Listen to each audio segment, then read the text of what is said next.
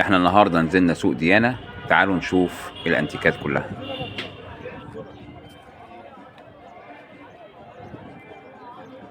طب معلش قول لي اسعارهم تاني. حكاية شارع. أنا هحكي لكم قصص من الشارع. استعدوا للمغامرة. ده بثلاثة، ده وده 2000 1100 600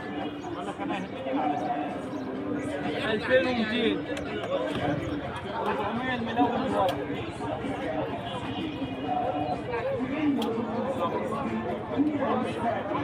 انا نزلت معاه في كل سعر تليفون 500 جنيه، يعني كل الاسعار اللي بتتقال دي اقل من سعرها ب 500 جنيه. ده بابور جاز ماركته بنز الاصلي مختومة.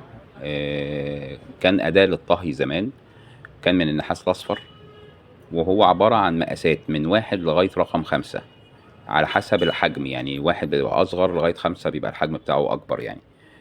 وسعره دلوقتي موجود من 3000 لغاية 7000 جنيه، والسعر ده بيتحدد على تقل النحاس الأصفر اللي فيه. دي بقى كاميرا تصوير تحفة، مكتوب عليها على البلاكة بتاعتها 1842. لو الكلام ده صحيح، الكاميرا دي كده بقى لها 144 سنة تقريبا. هو الراجل بيبيعها ب20,000 جنيه. نتفرج عليها. البلاكة هنا، البلاكة دي اللي عليها التاريخ وعليها الماركة. دي مطحنة دي، ها؟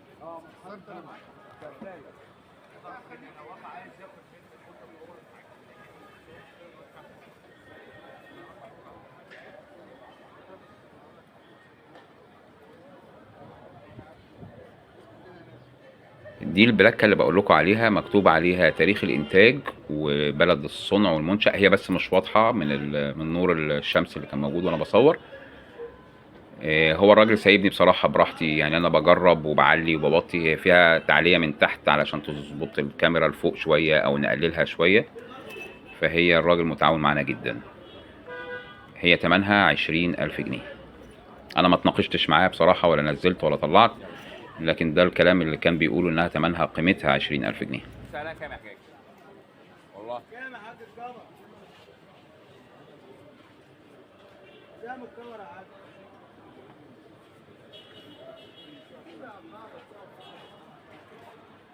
يا باشا آخرها كام يا حاج؟ كام 20 على فكرة معدية أكتر من 120 سنة. دي طبعا عبارة عن مكوى، واللي وراها ده عبارة عن أبريق نحاس ممتاز، ده سعره حوالي 1200 جنيه مصري. ودول 3 مطاحن بتتباع الواحدة فيهم ب350 جنيه. ودي عبارة عن كاسات نحاس، وده نحاس أحمر غالي والبراد بتاعه.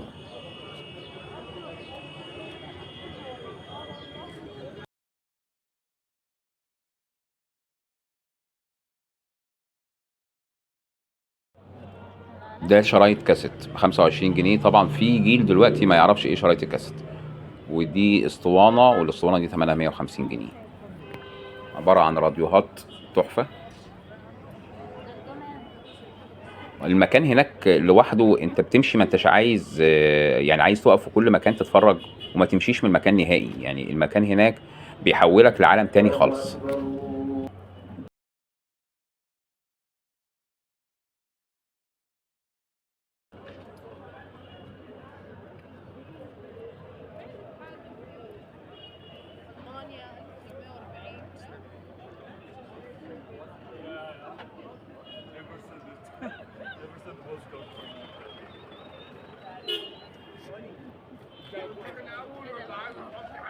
ايه ده؟ بتزعق هنا عادي كده؟ ايوه. دي بقى تحفة فنية، صينية نحاس احمر، وهو بيبيعها ب 2200، ويعني قال لي لغاية 2000 ماشي.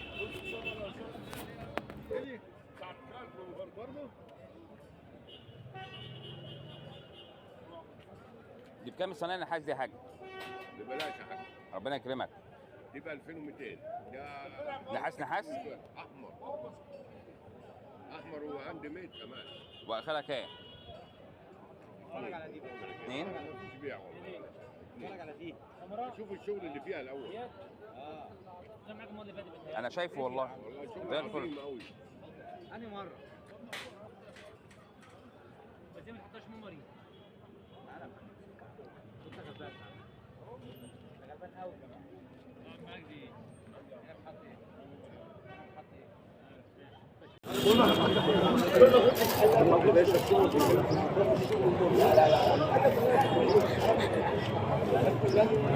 دي لا ما تنفعش.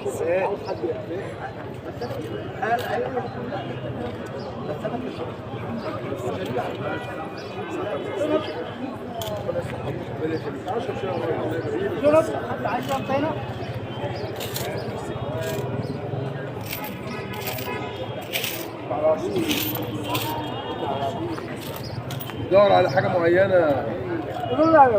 ايه؟ ايه؟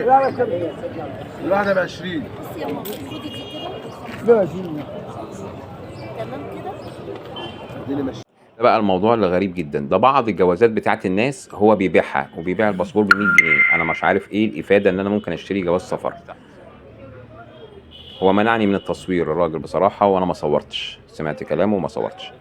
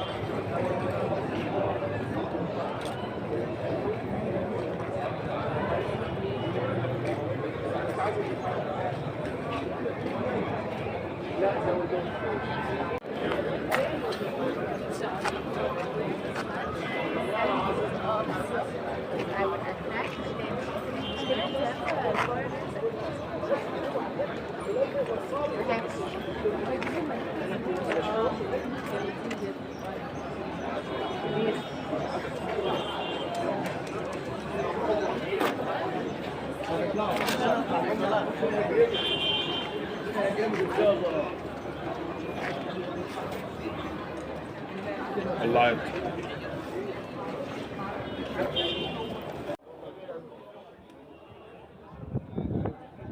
ودي ساعات كان حد قال لي اصور الحلقه اللي فاتت، قال لي صور لنا الساعات دي بتتراوح سعرها من 350 جنيه لغايه 1200 جنيه.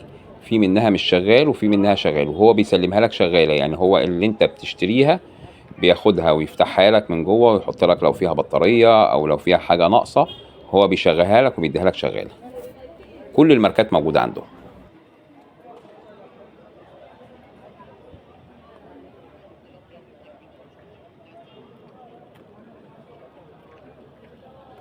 เนี่ยแบบพวกเขาขายเขาแพงเลยตอนวิ่งอ่ะ ده بابور جاز اللي هو أداة بتاعة الطهي اللي اتكلمنا عليه في أول الفيديو، بس ده رقم 1، واللي احنا شفناه في أول الفيديو كان رقم 5. ده هون نحاس كامل وبيبيعه ب 1500 جنيه.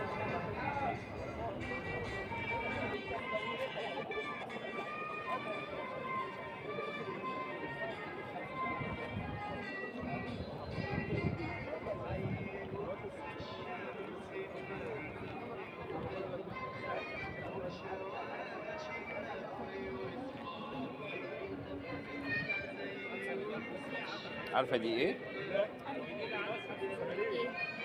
مفرمة. بجد صح. ايوه. ويتن قاعدة توريهم.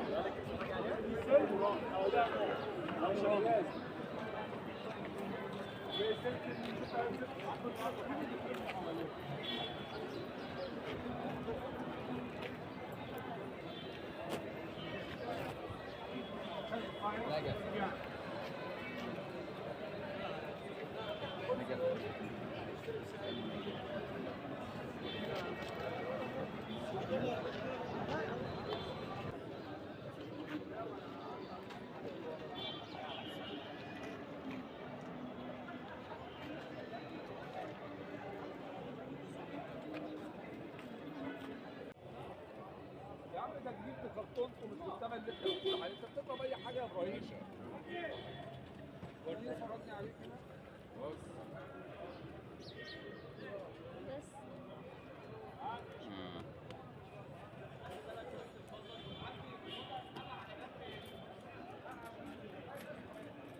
بس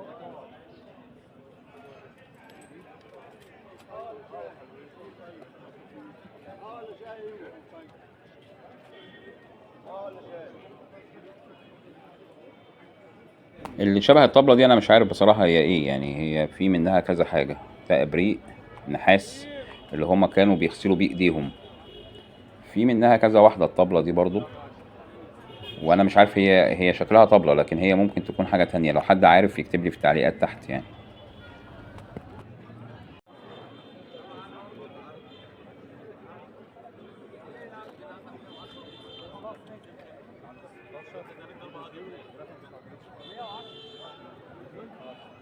ده حد كان بيشتري الساعة بالبندول دي تمنها 2000 جنيه، وكان بيجربها يعني بيشوفها علشان يشتريها.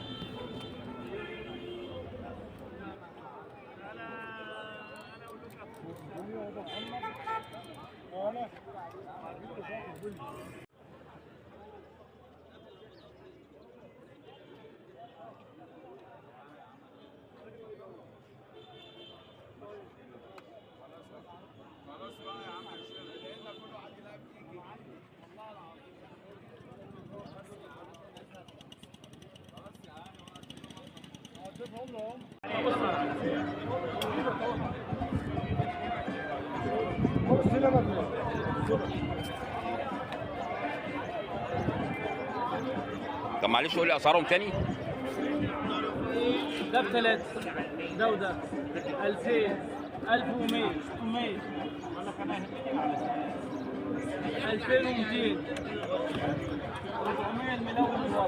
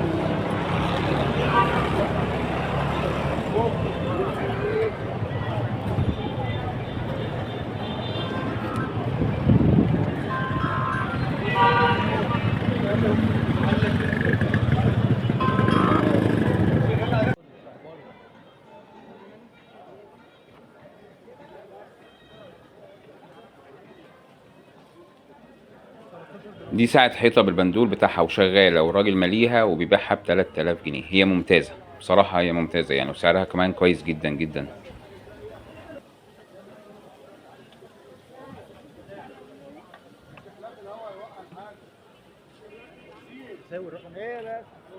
هي دي تساوي 3000. 2370 بس ممكن ننزل معاها شويتين، بس على حسب المكنه. لو المكنه اصلي ممكن تنزل. لا انا مش فاهم قوي، بس انا كان عندي الحاجات دي زمان، والحاجات دي زمان مثلا من 10 سنين كانت بتعمل حوالي 1500 2000. 10 سنين من 10 سنين يبقى فدلوقتي 10000 تعدي طبعا، بس مش هتعرف. دي طولها 65 سم.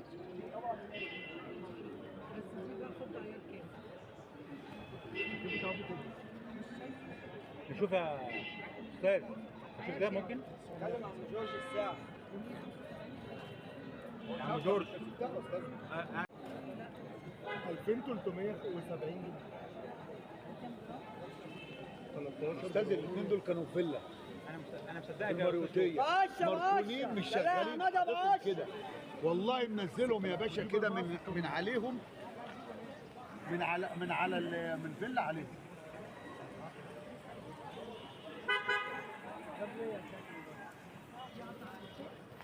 و370 مفيش في الصور. لو معاك انت فضه دهب عمله بشتري. انا ماليهم اصلا، انا ماليهم والله. بجرب لك جرازها وكل حاجه. هيجي بقى معاك يا صاحبي.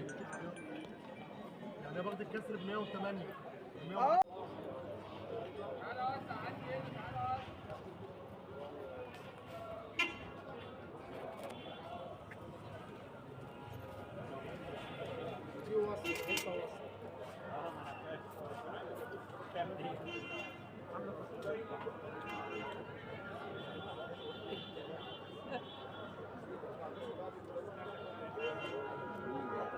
كل ما هتتخيله في المكان هتلاقيه موجود. دي صواني فضة، هتلاقي صواني نحاس ونحاس اصفر، هتلاقي ساعات، هتلاقي ولاعات، هتلاقي نظارات. كل ما هتتخيله هتلاقيه موجود في نفس المكان. الصنايع الفضة دي ممتازة ومعمولة يدوي.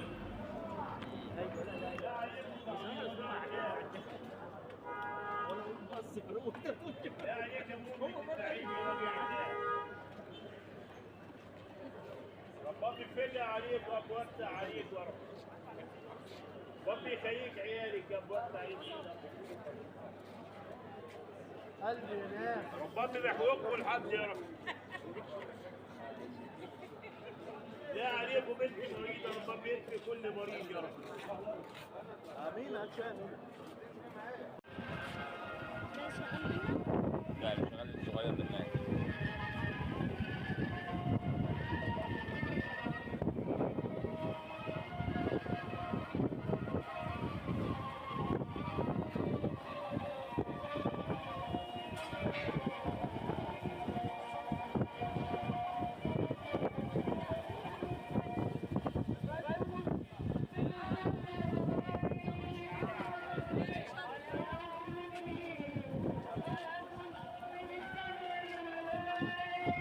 كم الراديو ده يا حاج؟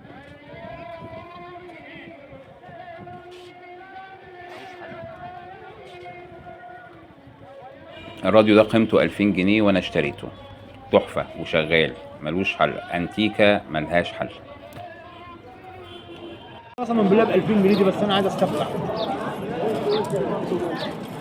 دي بالجرام اصلا يا استاذ، اللي عندي هشيك لك عليها واكد لك ان هي اصليه قبل ما تمشي خطوه من قدام. ودي مستكه برضه، ودي مستكه ده اهي.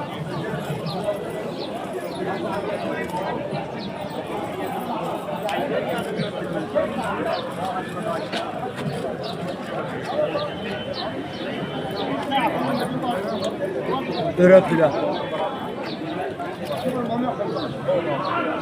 ده فطران بصري، هي نفس خامة المستكة.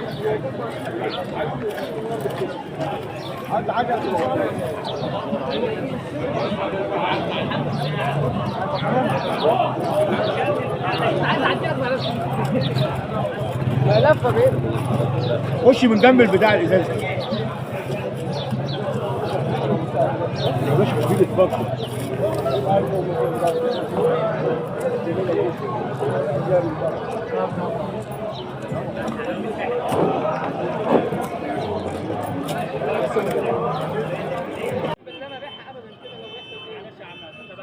لو عايز اعمل ملابس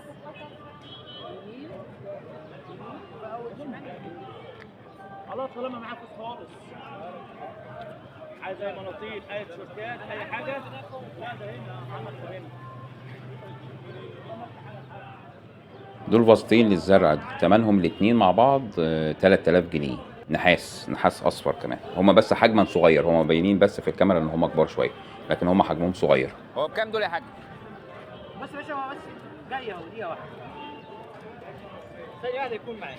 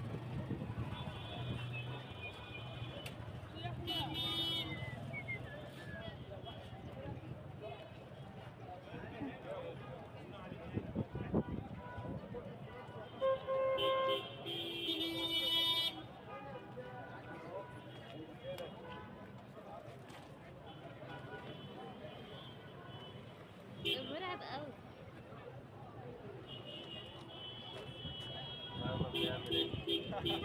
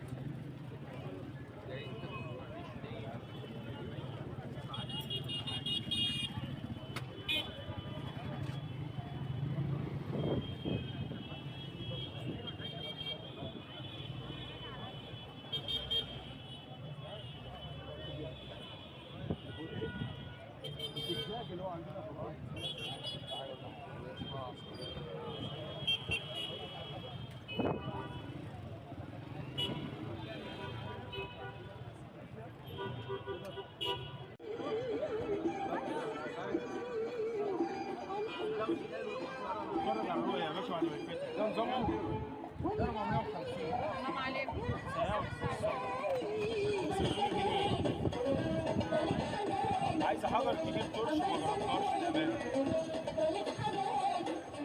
نظام بتشتغل بحجر.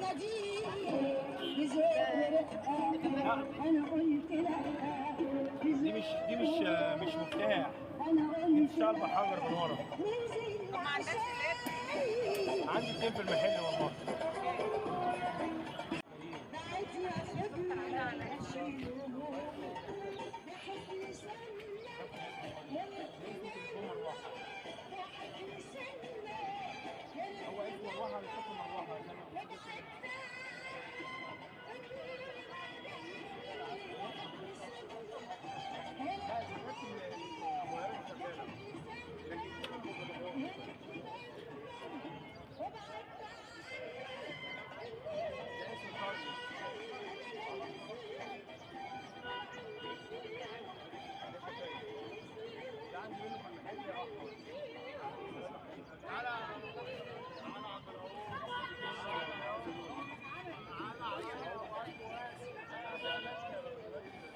ماشي انا يا ابني.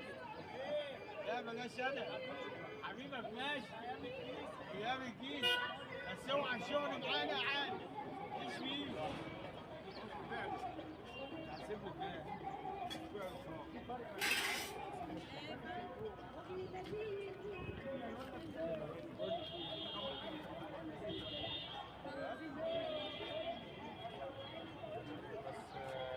شغاله تنظيف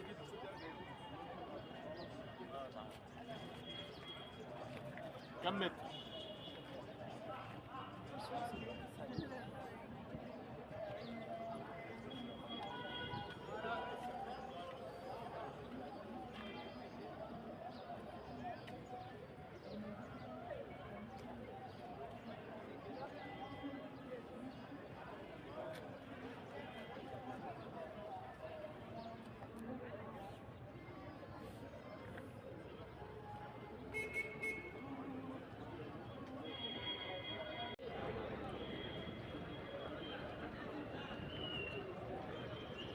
ده ابريق نحاس اللي كانوا بيغسلوا فيه ايديهم زمان، لان طبعا ما كانش فيه حنفيات، هو بس معاه طبق المفروض اللي هو بينزل فيه الميه بقى. ده تمنه 3000 جنيه.